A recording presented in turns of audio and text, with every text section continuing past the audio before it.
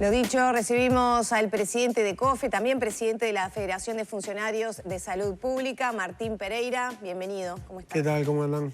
Muy bien. Bueno, hoy una jornada muy especial. Me gustaría comenzar explicándole a la gente qué servicios están afectados.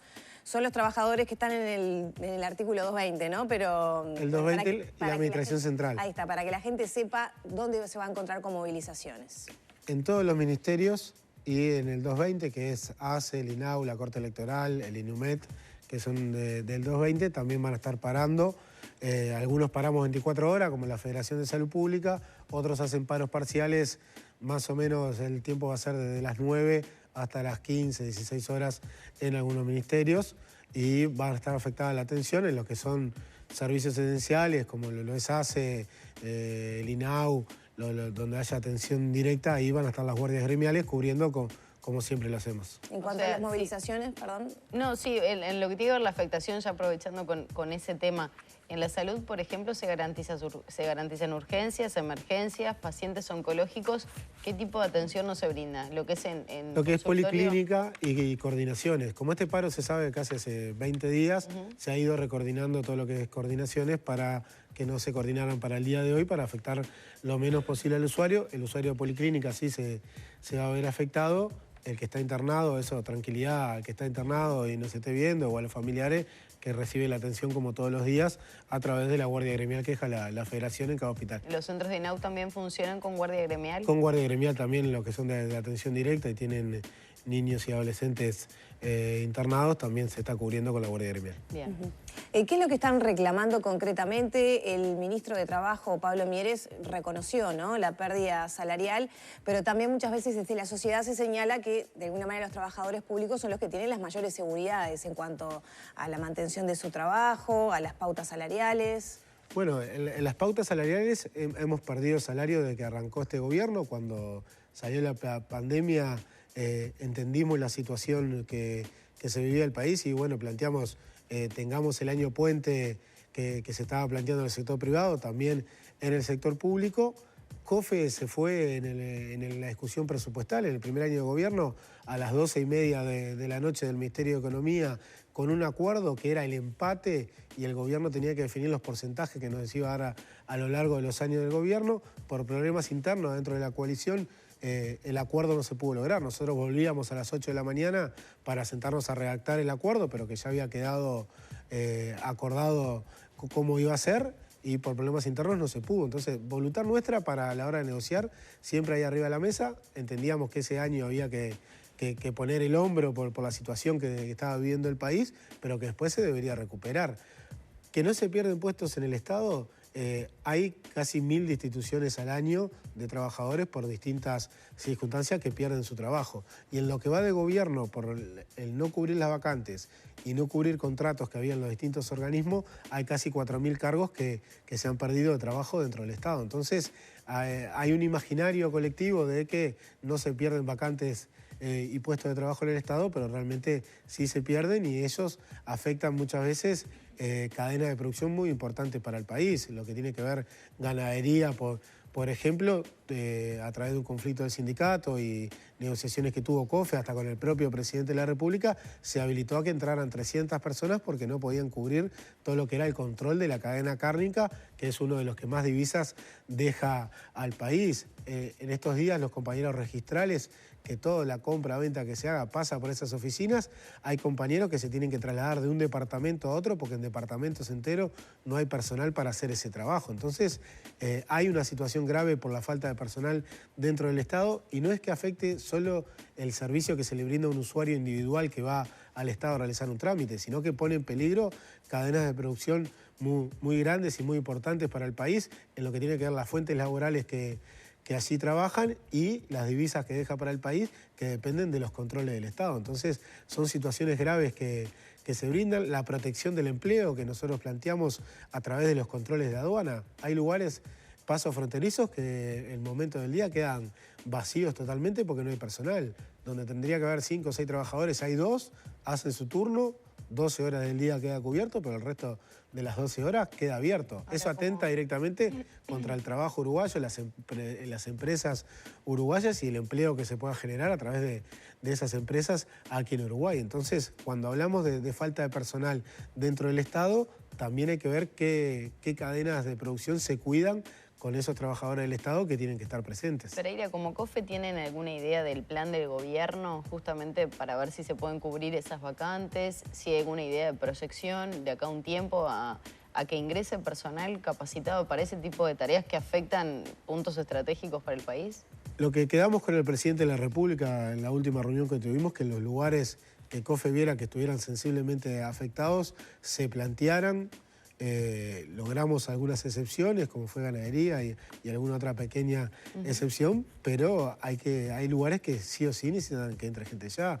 En los registros tiene que entrar gente, en aduana ni que hablar, porque acá estamos hablando que puede entrar, no sé, ropa de contrabando por esos puntos y la producción nacional se ve afectada, pero también cuando se discute el narcotráfico y demás, y cómo se hacen, y los que hemos recorrido la frontera y los pasos fronterizos, muchas veces no hay esos controles. Los mismos compañeros de ganadería en los pasos de frontera que tienen que controlar que no entre nada que pueda afectar al país en lo que tiene que ver la producción agrícola y demás. ¿Dónde está la zona más complicada en ese sentido? No, lo que tiene que ver el control fronterizo de Uruguay, tanto sean los controles del Ministerio de Ganadería, los compañeros de aduana o de migraciones, ahí tenemos una pata muy floja y que atenta contra cadenas de producción aquí adentro del país y la protección del empleo. Por eso la preocupación y el planteo muchas veces arriba de la mesa de que tiene que flexibilizarse lo que es el decreto de las vacantes, porque era 3x1, en muchos lados fue 3x0, no entró nadie. La plantilla dentro del Estado, sin ser la salud, la educación, el INAU, que hay una alta rotación, es una plantilla de compañeros que están cerca de jubilarse. Por ejemplo, el Ministerio de Ganadería, el 40% el año que viene está con causal jubilatorio y así pasa en muchos organismos del Estado que no tienen alta rotación. Hay compañeros, está muy avejentada la plantilla de trabajadores y si no se cubren esas vacantes va a ser muy difícil trabajar, y también la experticia que le pasa el trabajador a otro, si son todos nuevos, no pasa. Ahora, hay como cierta creencia que el Estado tiene superpoblación, ¿no? de empleados públicos. ¿Hay alguna posibilidad que se redistribuyan de una forma más eficiente en este contexto? Bueno, es una creencia... Que haya lugares que tengan mucha cantidad de trabajadores y puedan ser redistribuidos para otras áreas. Es una creencia colectiva eso. Si miramos todo el Estado, hay casi 300.000 trabajadores, pero la administración central, que es como la burocracia del Estado, no llegan a 18.000 trabajadores. Después está el INAU, tenemos grande cantidad de trabajadores, pero lo que es el núcleo duro del Estado, la burocracia del Estado, son 18.000 trabajadores, que casi el 30% tiene causal jubilatorio y que de esos no se han cubierto casi 3.000 vacantes. Entonces, cuando decimos, el Estado enorme, cuando entramos a mirar, hay que ver las intendencias, cuánto personal tiene, los entes descentralizados. ACE, por ejemplo, tiene casi 30.000 funcionarios, es uno de los más grandes, pero la burocracia del Estado y el Ministerio, que eso es lo que la gente piensa que son inamovibles, que no se pueden cesar esos contratos, además, son solamente 18.000 funcionarios. Sí, y ya vamos a meternos también en el tema salud, que es un capítulo aparte, pero antes quería preguntar, ¿cómo está la relación entre COFE y el gobierno? ¿Han tenido instancias de diálogo con el Poder Ejecutivo? Pero ¿cómo valoran ustedes los resultados o el eco que ha tenido ese diálogo?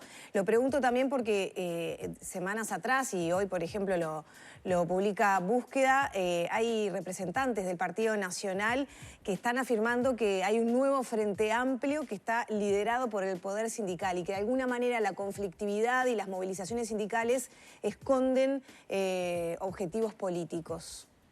Eso es totalmente errado. Ustedes nos conocen de hace años y saben que en épocas y en la rendición de cuentas que no somos nosotros, hay movilizaciones. Veces es la gente o el propio político que está en el gobierno. Se intenta plantear esa situación. Creo que hay parlamentarios que si no se dedican a pegarle al movimiento sindical, nadie sabrían qué son, porque no plantean un proyecto de ley, no discuten dentro del Parlamento. Nosotros tenemos muy buena relación con parlamentarios de todos los partidos, también de los partidos de gobierno que están, lo cual discutimos, muchas veces intercambiamos puntos de vista, reacciones de artículos y demás. Y después hay otros que les gusta y su manera de figurar y aparecer y que alguien los conozca es pegarle al movimiento sindical. Eso habla de la manera y la calidad de legislador que son. Entonces, por eso no nos preocupamos, porque acá no hay un palo en la rueda al gobierno por parte del movimiento sindical. Está la lucha en la rendición de cuentas, que siempre la conflictividad sube en estos momentos, o cuando muchos grupos del sector privado están negociando a la misma vez. Entonces, no hay palos en la rueda por parte del movimiento sindical. Sí, se han visto, los compañeros de la educación marcharon ayer, nosotros, la salud y COFE, movilizada hoy. Hoy también están los compañeros de la salud privada movilizando con nosotros, así que toda la salud está movilizada hoy en día. El 22 está en la mesa de entes, el 29 para el ZUNCA también, y el 7 está el paro del movimiento sindical en su conjunto, que va a estar parando el PIT-CNT parcialmente. Pero si analizamos años anteriores, en los gobiernos del Frente Amplio o en los gobiernos anteriores al Frente Amplio, siempre en la rendición de cuentas hubo una conflictividad. Y no es que estemos peleando antes, como algún legislador planteaba, que esto era como una lucha preventiva, sino que si los fondos no entran en el mensaje del Poder Ejecutivo, envía al Poder Legislativo, en el Legislativo se distribuye, se le saca a un ministerio, se le da a otro y se distribuye la misma bolsa de dinero. Entonces, antes que entre, lo que hay que discutir con el Poder Ejecutivo, y lo que todos los gobiernos han hecho, es incumplir la ley de negociación colectiva, que dice que antes de presentarse al Poder Legislativo tiene que ser presentado a las organizaciones de trabajadores. No quiere decir que haya acuerdo en lo que se presenta, pero que sí conocer el texto antes. Pasa todos los años que el día que entra, ahí nos enteramos del texto cuando entra al Parlamento. Entonces, yo creo que hay mucho desconocimiento también de la tarea parlamentaria de algunos parlamentarios de lo que es el engranaje de discusión presupuestal, rendición de cuentas. Lo notamos cuando vamos en las recorridas, que recorremos con la Federación y con COFE todos los parlamentarios, y muchas veces terminás a veces dando una clase de formación y no reclamarle o intercambiar posiciones con los legisladores. Y hay otros legisladores que tienen empapado totalmente el tema de todos los partidos y vos discutís con otro nivel de discusión. Se recuerda. ¿Hay legisladores que no conocen, digamos, la dinámica y las reparticiones del Estado para entender los reclamos, por ejemplo? Claramente, no se conoce el funcionamiento del Estado, las unidades ejecutoras, porque dentro de un mismo ministerio puede haber varias unidades ejecutoras. En la discusión de ACE muchas veces vemos que le planteamos que ACE no es lo mismo que el Ministerio de Salud Pública, que eso se separó. Entonces, a veces es difícil discutir de esa manera cuando tenés pocos días para la discusión, y aparte de eso sumarle que esos legisladores que no tienen conocimiento parlamentario salgan día tras día a pegarle al movimiento sindical y que ese sea su único aporte parlamentario. La recuperación salarial también está sobre la mesa. La recuperación salarial está arriba de la mesa. Hemos tenido 2 reuniones formales con... ¿De cuánto ha sido la pérdida para empezar por allí? Para nosotros es del 6%, medida por la inflación, como se mide históricamente y como miden los consejos de salario en el sector privado. El gobierno plantea, y lo puso por escrito en la ley de presupuesto, que se debería medir por índice medio de salario, pero, por ejemplo, todos los salarios de la gente de confianza del gobierno, que discutimos en la rendición de cuenta pasada, que se subían de 50 a 100 mil pesos, algunos llegaban casi a 200 mil pesos, todo eso suma para el índice de salario, y el compañero que gana 28 mil pesos se le dice, tu índice medio de salario subió, pero en realidad sigue con el mismo salario que cuando empezó el gobierno. Entonces nosotros decimos que hay que cambiar eso, hay que medirlo por la inflación, como se mide, y lo entendemos todo, aparte porque con los mismos 1.000 pesos que ibas al supermercado y comprabas 10 cosas, hoy compras 7. Eso se ve claro. Entonces, tiene que cambiarse, porque con este método que plantea el gobierno, lo que se hace es ir en contra de los trabajadores y ajustar por la vía del salario de los trabajadores. ¿Dónde están los sueldos más bajos dentro del Estado? Están dentro de ACE y dentro del Ministerio de Transporte y Obras Públicas. ¿Eso va a estar también en torno a esta discusión? Sí, nosotros siempre... en los acuerdos colectivos que ha logrado COFE, siempre se priorizan los salarios más sumergidos de los salarios que pueden estar un poco mejor. ¿Cuántos son los salarios más sumergidos? ¿De qué dinero hablamos? Salario de ingreso, por ejemplo, el promedio en el Ministerio de Transporte y Obras Públicas es de 35 mil pesos, 34 y algo. En ACE el promedio es 40 y poco, para que tengan una idea, un enfermero ingresa a trabajar con 27.000, 28.000 pesos en la mano por su tarea. Entonces es muy difícil y en la salud vemos ahí que el 40% de los trabajadores tiene multiempleo. Estamos hablando de 12 a 18 horas de trabajo diario y realmente dificulta porque no estás con las mismas capacidades cuando arrancaste el turno o la mitad del turno que cuando vas 14, 15 horas de trabajo. ¿Cómo está la situación en cuanto a salud pública? Ustedes reclaman mantener los cargos que ingresaron por el fondo COVID. ¿Cómo se viene negociando eso? Los cargos que están actualmente, el fondo COVID llegó a tener un pico de casi 4.600 vínculos. Hoy quedan 1.800, que es la estructura que veníamos denunciando y faltante de recursos humanos hace años. Hoy no hay servicios nuevos que se hayan cerrado y esos trabajadores sigan trabajando. Los servicios que se abrieron y se cerraron, esos trabajadores se cesaron. Hoy están los que están cubriendo la estructura de faltante de trabajadores en ACE y estamos reclamando que en la rendición de cuentas se creen los cargos para cubrir esos cargos, porque aparte se renuevan mes a mes. Tenemos planteo de que hasta diciembre podrían seguir, pero es una incertidumbre que todos los 20 el trabajador tenga que ir a recursos humanos a ver si sigue o no sigue. ¿Pero el contrato no era de esa manera? Los contratos eran en principio de 3 meses. Hay compañeros que pasaron 2 años trabajando sin renovación de contratos, sino que seguían. Automático se iba renovando. Preguntando. Por eso nosotros cuando hubo el corte grande, la denuncia de la manera, porque hubo trabajadores que se los cortó a las 5 de la tarde, se los llamó nuevamente y se los cortó al otro día porque no habían los directores no habían planificado la caída de esos funcionarios. Entonces, había planificado 10 operaciones y como se cortó a las 0 a esos trabajadores, tuvieron que suspender cirugías y demás y atención en general. Entonces hubo trabajadores que fueron tomados y despedidos 2 veces en un lapso de 48 horas.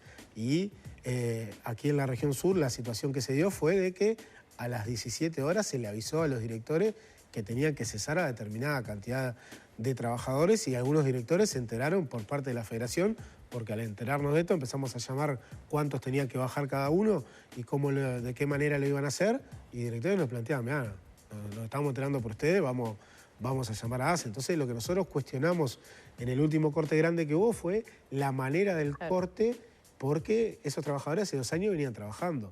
Y todos los meses nadie le planteaba seguir o no, sino que se seguía planificando, se veían en el planillado del mes siguiente y se venía trabajando. Acá no es que nosotros quisimos, que sabíamos que tenía término y salimos a protestar igual.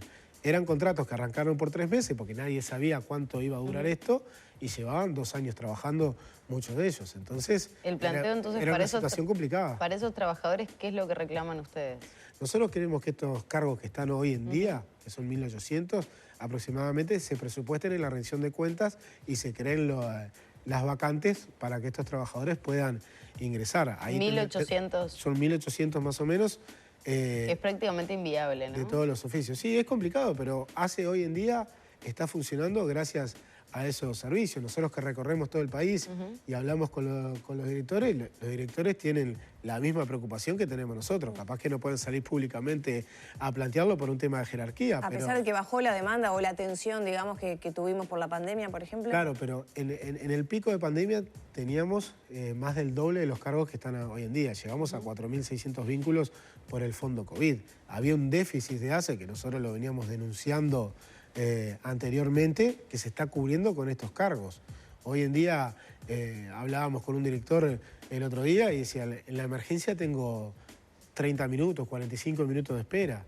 Si me sacan los cargos COVID, voy a volver a las 4 o 5 horas de espera. Entonces, son situaciones que atentan contra nuestras condiciones laborales, que es lo que defendemos, pero también contra la calidad de asistencia hacia el usuario de ACE, que nosotros queremos que sea igual o mejor que en el sector privado. Estamos en contra de esa filosofía que mantienen algunos, que bueno, que en ACE se atienda a los pobres y el resto en el sector privado y que la calidad que haya en ACE no importa si es menor. Nosotros queremos que el usuario que elige por FONASA atenderse en ACE o el usuario que por defecto, porque no tiene posibilidades de atenderse en otro lado, tengan la misma calidad de atención de que el que puede pagar el mejor seguro privado. Ahora, con esta situación que se está presentando nuevamente, con lo que se ha denominado esta tercera ola de COVID, ¿se está notando? ¿Hay un resentimiento en el servicio? ¿Se está resintiendo? Se está notando, se está hisopando mucho menos también y nosotros creemos que hay un subregistro en ese sentido que se deberían tomar a algunas medidas En el transporte público vemos que vienen los ómnibus llenos y la mitad con tapabocas, la mitad sin tapabocas. No, pero digo, a nivel país creo que en todos los trabajos se ha notado una baja del personal, o por resfrío, gripe. Sí, en la salud también está la situación. Uno de los reclamos que llevamos a la movilización hoy es que se le está descontando al personal de salud, que está más expuesto al riesgo de contagiarse, algo que no se, cuando era por COVID, por aislamiento o por contagio, no se le descontaba los 3 primeros días en el sector privado y los que están bajo el régimen privado NACE. Cuando cayó la emergencia sanitaria, esos descuentos volvieron porque estaban atados a la emergencia sanitaria. Uno de los reclamos, dada la suba de compañeros y compañeras que se están viendo afectados, que tienen que ir a aislarse a la espera del resultado o están contagiados de COVID, que se vuelva a pagar desde el primer día, porque estamos más expuestos que cualquier otro oficio en el cual van todos con las enfermedades, y las esperas tanto de ambulancias como de puertas de emergencia se están haciendo más prolongadas por la falta de personal que estamos teniendo. Bueno, ¿qué están viendo justamente con este incremento de casos en cuanto a la exigencia de los servicios? Sí, se están viendo resentidos los servicios, porque también el dejar usar el tapaboca y el lavado de manos y el alcohol, todo lo que se venía dando, hace que también lo que es la gripe común, para que la gente entienda, haya mayores casos, y eso satura todos los servicios de salud y se toma como respiratorio cuando entra un sistema. Hasta que no tenemos el negativo a COVID, se toma como que fuera un COVID, porque son síntomas similares. Pero ¿sigue funcionando así el sistema? El sistema sí, han aumentado los casos porque el usar menos tapabocas, el lavado de manos que había, el alcohol en gel constante, eso hace también que la gripe común esté ganando espacio también y abarrotando las puertas de emergencia. Y ahí está, ¿qué está pasando en las emergencias, de las demoras de las ambulancias, que es un tema recurrente? Sí, había una mutualista que el otro día daba cuenta de la cantidad de emergencias móviles que tenía en la puerta aguardando para ingresar. Me imagino que en ACE debe ocurrir algo similar. Sí, había en una mutualista que salió el informe en los medios, había 8 horas de atraso de que llegaba la ambulancia hasta que entraba el paciente. Igual es algo que en esta época siempre pasa. Se torna habitual. No sé si con esa magnitud, pero... No, esto fue un caso, habría que ver bien qué pasó, porque fue prolongado, pero siempre están estas demoras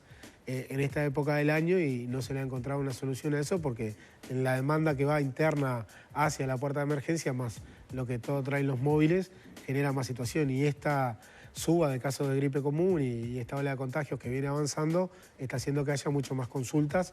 Entonces eso genera distorsión en los servicios y largas esperas, que a veces la gente está en la sala de espera compartiendo muchos usuarios largas esperas. ¿Demora de cuánto en promedio?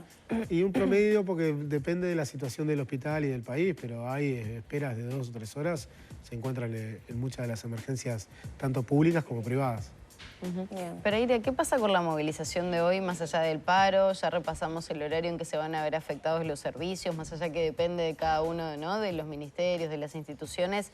¿Cómo va a ser la movilización? ¿Cómo se va a ir desarrollando? Bueno, vamos a estar concentrando ahora a las 9 en el Ministerio de Salud Pública, marchando hacia la Torre de Presidencia. Ahí va a haber oratoria, lo que tiene que ver los trabajadores de la salud, y después marchamos hacia el Ministerio de Economía con todos los compañeros de COFE, donde va a estar la oratoria del acto de COFE. Igual algo se va a hacer en Torre Ejecutiva. Sí, en Torre Ejecutiva va a estar la oratoria de tanto de la Federación de Salud Pública como de la FUS. Bien. Muchas gracias. Gracias a ustedes. Gracias. Cerramos por aquí entonces el diálogo con el presidente de COFE, Martín Pereira. Ya son las 9 de la mañana, 21 minutos, y hay más noticias para actualizar.